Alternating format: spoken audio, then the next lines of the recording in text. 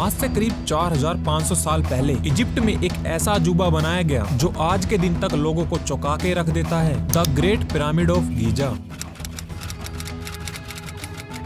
147 metre की height पर बना इंसानों के द्वारा बनाई गई ये सबसे ऊंची चीज थी। करीब 4000 सालों तक इतने भारी भरकम पत्थर इसे बनाने में इस्तेमाल किए गए थे कि पूरे पिरामिड का वजन 6 मिलियन टन बताया जाता है। इसे आप कंपेयर करो आज की सबसे ऊंची इमारत बुर्ज खलीफा से, जिसका वजन सिर्फ 5 लाख टन है। सबसे हैरान कर देने वाली चीज तो ये है कि आखिरकार इसे बनाया कैसे गया, क्योंकि उस जमाने में लोगों के पास कोई क्रेन नहीं थी, कोई बुलडोजर नहीं थे, कोई नई टेक्नोलॉजी नहीं थी, यहाँ तक कि इन लोगों के पास व्हील्स भी नहीं थे। फिर भी इन लोगों ने ऐसा स्ट्रक्चर बनाया जो आज के दिन तक खड़ा है। सोचकर देखो, 4500 साल तक कोई ऐसी बिल्डिंग खड़ी रहे, इतनी जलती हुई गर्मी में, तूफान आए, बारिश आए, दुनिया में कोई भी इतनी बड़ी और पुरानी चीज नहीं है जो आज तक सरवाइव कर पाई हो। तो आखिर कैसे हो पाया ये सब? तो आइए मिलकर समझते हैं पिरामिड का ये रहस्य। तो दोस्तों, अनुमान लगाया जाता है कि the great pyramid of Giza को बनाया गया था साल 2560 बीसी में फेरो खुफू के द्वारा। जो एंशिएंट पीरियड में राजा महाराजा होते थे उन्हें हम फेरो कहकर पुकारते थे। इन फेरो खुफू के बारे में अगर ज्यादा बातचीत करें तो हम इनके बारे में ज्यादा कुछ तो नहीं जानते, बस इतना जानते हैं कि ये सेकंड राजा थे 4th dynasty of the old kingdom of Egypt के। एग्जैक्टली कितने सालों तक इन्होंने राज किया था, इस पर काफी चर्चा होती है। कोई कहते हैं 23 साल, तो कोई तो 60 साल से भी ज्यादा का समय बताते हैं। ये पिरामिड नाइल नदी के किनारे लोकेटेड है, उसके वेस्ट बैंक पर। अगर आप फोटो और वीडियोस में देखोगे तो आपको दिखेगा कि ये एकलौता पिरामिड नहीं है, इस तरह के दिखने वाले 2 और पिरामिड्स दिखते हैं, सेम जगह पर बनाए गए हैं। तीनों में सबसे ऊंचा है the great pyramid of Giza, जिसे हम पिरामिड ऑफ खुफू भी कहते हैं। इससे छोटा है पिरामिड ऑफ खाफरे। कहा जाता है कि खुफू के बेटे खाफरे ने उसे बनाया है। और तीसरा और सबसे छोटा पिरामिड है इनमें से द पिरामिड ऑफ मेनकोरे, और बताया जाता है कि इसे खाफरे के बेटे ने बनाया है। इनके अलावा भी कई और आर्किटेक्चर है, द ग्रेट स्फिंक्स, कई और छोटे पिरामिड्स। टोटल में बताया जाता है कि कुल 118 पिरामिड्स है। इनमें से कई पिरामिड्स तो टूटकर बिल्कुल चकनाचूर हो चुके हैं, बहुत ही कम अच्छी कंडीशन में बचे हुए हैं, और सबसे अच्छी कंडीशन में यही 3 पिरामिड है, और specially the great pyramid of Giza. क्या कारण था इन्हें बनाने के पीछे? इन्हें एक मकबरे के तौर पर बनाया गया था। ये एक टूम्ब है, इनके फेरोज को यहाँ पर दफनाया गया है। इन पिरामिड्स के अंदर जो एंशिएंट पीरियड के लोग होते थे वे आफ्टर लाइफ में विश्वास रखते थे। इनका मानना था कि मरने के बाद जिंदगी खत्म नहीं होती, बल्कि मौत के बाद हमारी आत्मा अंडरवर्ल्ड में जाती है, जहाँ पर भगवान हमारी आत्मा को जज करते हैं। जिन्होंने अच्छा काम किया है वो हमेशा जिंदा रहते हैं इन आफ्टर लाइफ में। और इन आफ्टर लाइफ को प्रिपेयर करने के लिए जब इनके राजा जिंदा थे तो ये अपने लिए टोम्स बनवाते थे, अपने लिए बहुत सारा खाना, खजाना, ज्वेलरी, फर्नीचर, ये सारी चीजें अपने साथ पिरामिड के अंदर रखते थे, जो कि इनके आफ्टर लाइफ के बाद काम आएगी। तो मरने के बाद इनकी बॉडी को मम्मी में बदला जाता था और पत्थर से बने हुए ताबूत में इनको रख दिया जाता था। अभी एक सवाल और सामने आता है कि आखिरकार हमें कैसे पता चला कि इन पिरामिड का यूज इनके लिए किया जाता था? इसके भी 2 कारण है दोस्तों। पहला तो ये कि इसके जैसे और पुराने पिरामिड्स पर हमें लेख लिखे हुए मिले हैं, इस जैसे ही कॉफिन्स पर और ऐसे ही पिरामिड्स के अंदर टेक्स्ट लिखे हुए मिले हैं, जहाँ पर बता रखा है कि वो लोग क्या करते थे। और दूसरे पिरामिड जो अभी तक हमको मिले हैं उन्हें टूम्स की तरह ही इस्तेमाल किया गया है। इस ग्रेट पिरामिड के अंदर जब आर्कोलॉजिस्ट गए तो उन्हें सिर्फ 3 चीजें ही मिले और एक खाली कॉफिन मिला। ये ताबूत माना जाता है कि खुफू का था, और जो खजाना और ज्वेलरी इसके आसपास होनी चाहिए थी, अंदाजा लगाया जाता है कि इतने सालों में कोई उसे लूट कर ले गया। पर अब आते हैं सबसे बड़े सवाल पर कि इन पिरामिड्स को बनाया कैसे गया? उस जमाने में कैसे उन लोगों ने 137 मीटर ऊंची इमारत खड़ी कर दी, जिसे इतने बड़े बड़े पत्थरों से बनाया गया है कि इन पत्थरों में अपने आप में वजन 2.5 टन से 80 टन के बीच में है। हर पत्थर को इतने बारीक तरीके से काटा गया है कि और जबकि कोई काटने के लिए टूल तक मौजूद नहीं था। और फिर इन पत्थरों को एक के ऊपर एक लगाकर कैसे रखा गया, जबकि ये लोग पहिए का भी इस्तेमाल नहीं कर रहे थे। और ये सब इन्होंने कर दिखाया 20 सालों के अंदर अंदर। फिल्मों में हम सबको दिखाया जाता है कि इन पिरामिड्स को बनाते वक्त गरीब मजदूरों पर काफी ज्यादा अत्याचार होता था, और जो इनसे काम कराने वाले लोग होते थे वो इनको हंटर से मारते थे। काफी समय तक लोगों को लगता था कि इन पिरामिड्स को बनवाने में मजदूरों से जबरदस्ती काम करवाया जाता था, लेकिन ऐसा बिल्कुल भी नहीं था। बल्कि जो लोग इस पिरामिड को बनाने में काम कर रहे थे वो हाईली स्किल्ड लेबर थे। इनसे जबरदस्ती काम नहीं करवाया जाता था और न ही इन्हें मारा पीटा जाता था, बल्कि उन्हें अच्छे से खाना खिलाया जाता था। इसके अलावा इन्हें गाँव में रहने वाले लोगों का भी काफी सपोर्ट मिलता था।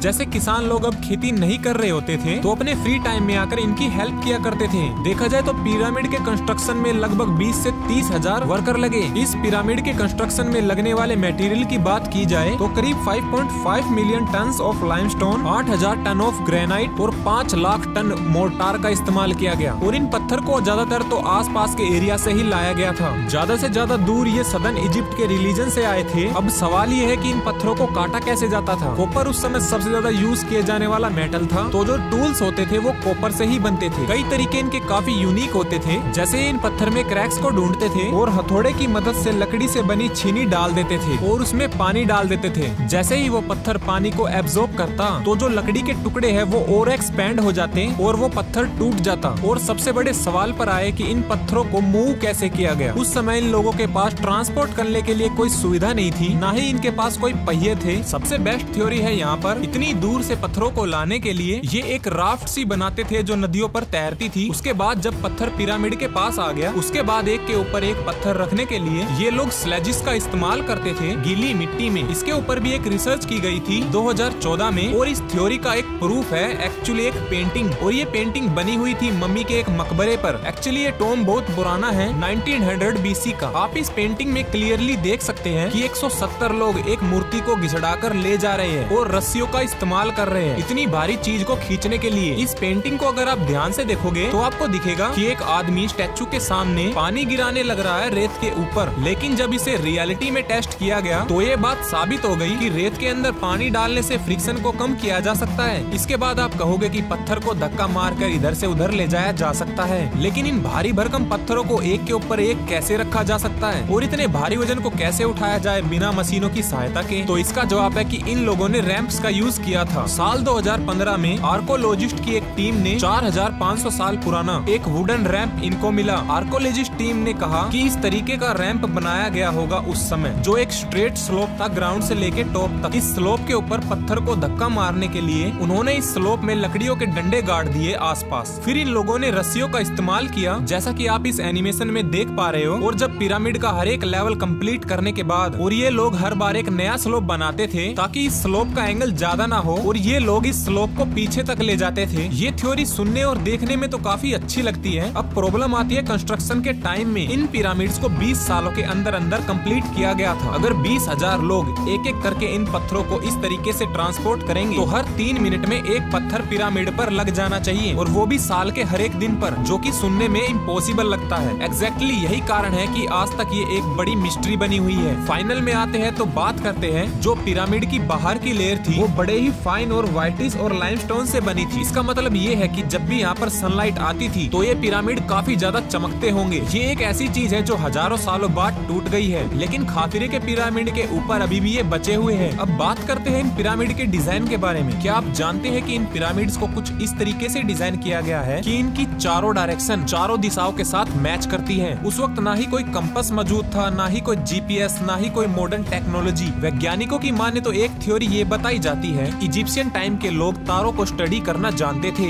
लेकिन जब 1999 में वैज्ञानिकों ने इस थ्योरी को टेस्ट आउट किया और जब इन स्टार्स को ध्यान से देखा तो पता चला कि एग्जैक्टली पिरामिड इन स्टार के अलाइन नहीं करते हैं। साइंटिस्टों का ये भी कहना है कि जो कॉन्स्टुलेशन है वो थोड़ा बहुत हिल गया है इन हजारों सालों में। स्टार्स की लोकेशन अब वो सेम नहीं है जो आज के दिन हम देखते हैं। इसके अलावा एक थ्योरी और सामने आती है। कुछ लोगों का कहना है कि इन पिरामिड्स को कुछ एलियनों ने बनाया है। वो कहते हैं कि ये पॉसिबल ही नहीं है कि ये इंसानों ने बनाया होगा, पर ये अभी तक हमारे वैज्ञानिकों के द्वारा अप्रूवल नहीं हुआ है। और अगर इस वीडियो से कुछ सीखने को मिला हो तो प्लीज इस वीडियो को ज्यादा से ज्यादा शेयर करें और सब्सक्राइब करना मत भूलना। वैसे पिरामिड्स के बारे में आपकी क्या राय है, सोच समझकर कमेंट में जरूर बताना।